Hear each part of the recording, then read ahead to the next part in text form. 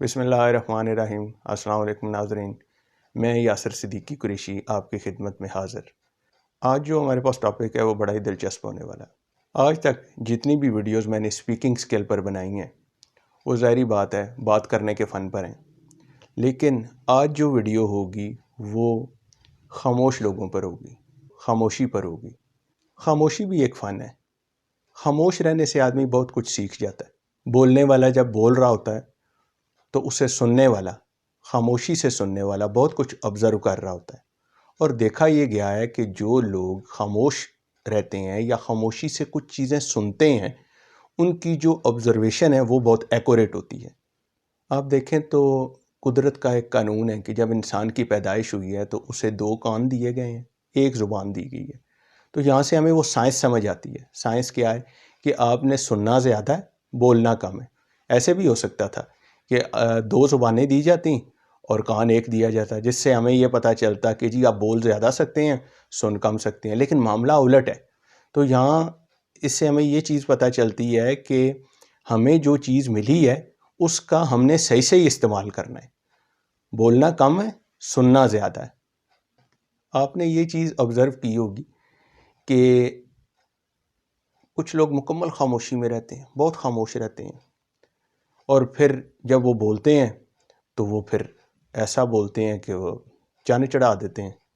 तो ये ऐसे नहीं होना चाहिए। साइलेंस और वायलेंस ये नहीं होनी चाहिए। यानी एक इंतहा वायलेंस है, एक इंतहा मैं समझता हूँ साइलेंस है, कि खामोश रहने से भी कुछ मसाइल ज़्यादा बिगड़ते हैं।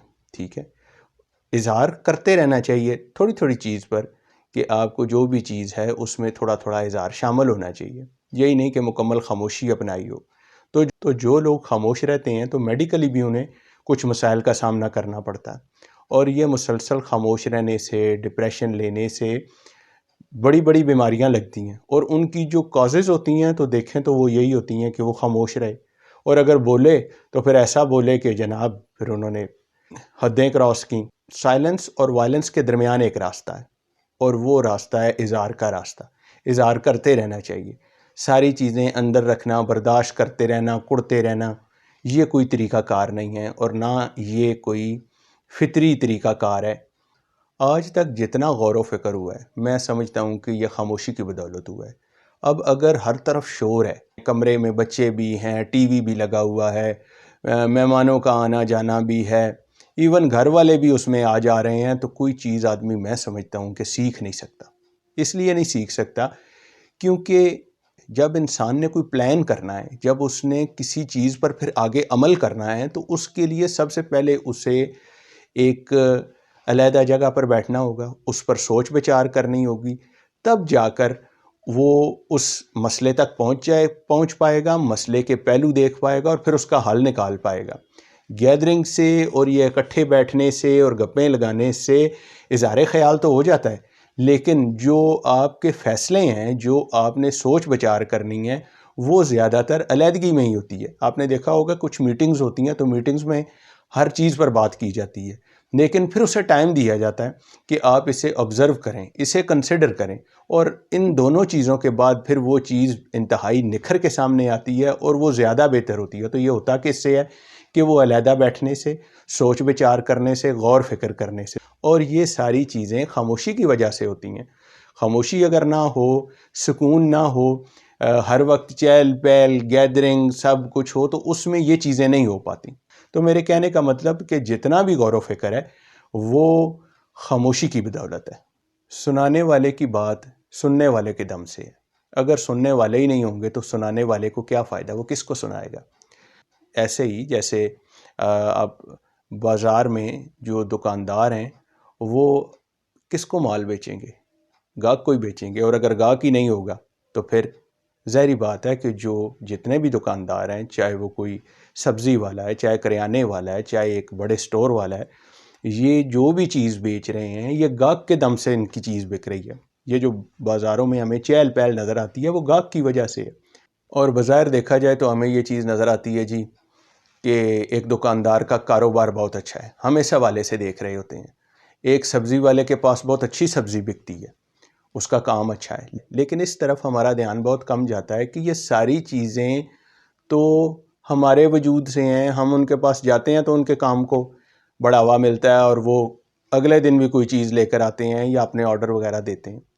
تو ہمیں یہ چیز دیکھنی چاہیے کہ بعض اوقات جو آپ کو ایک سائلنٹ بظاہر چیز نظر آ رہی ہوتی ہے وہ بہت ایکٹیو ہوتی ہے، اور وہی اصل میں چیز ہوتی ہے کہ جس سے سارے نظام چل رہے ہوتے ہیں۔ پھر جیسا خیال ہے ویسا عمل ہے۔ ایسا ہو ہی نہیں سکتا کہ انسان نے سوچا کچھ اور ہو، کر کچھ اور رہا ہو، کہ کل جانے کا دوسرے شہر پروگرام ہے تو پروگرام رہا ہی نہیں، بس بیٹھ گیا ہی نہیں، یا جانا تھا جس شہر جانا تھا اس شہر گیا ہی نہیں، کسی دوسرے شہر میں چلا گیا۔ اب یہاں ہمیں ایک چیز سمجھنے کی ضرورت ہے کہ بے شمار لوگوں نے اپنے جو خیالات ہیں ان کو عملی شکل دے دی، اور ایسے بھی لوگ ہیں کہ جو ایسا نہیں کر پائے، یعنی بولنے والے کی نسبت سننے والے کے پاس جو خیالات تھے، جو مواد تھا وہ بہت اچھا تھا۔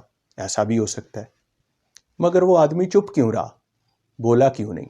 یہ سوچنے والی بات ہے کہ اس نے کیوں خاموشی اختیار کی، چپ کا روزہ اس نے کیوں نہیں توڑا۔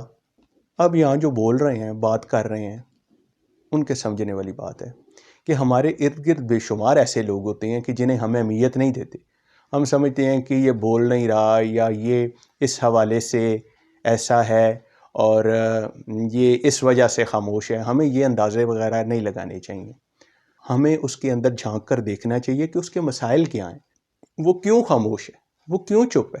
کیونکہ ہمارے ارد گرد بے شمار ایسے لوگ ہوں گے جو کتنے خوبصورت خیالات لے کر بیٹھے ہوں گے، لیکن ہم ان کی طرف دھیان نہیں کر رہے ہوں گے، تو ان کی طرف دھیان دینے سے ان کو بھی اظہار کا موقع ملے گا،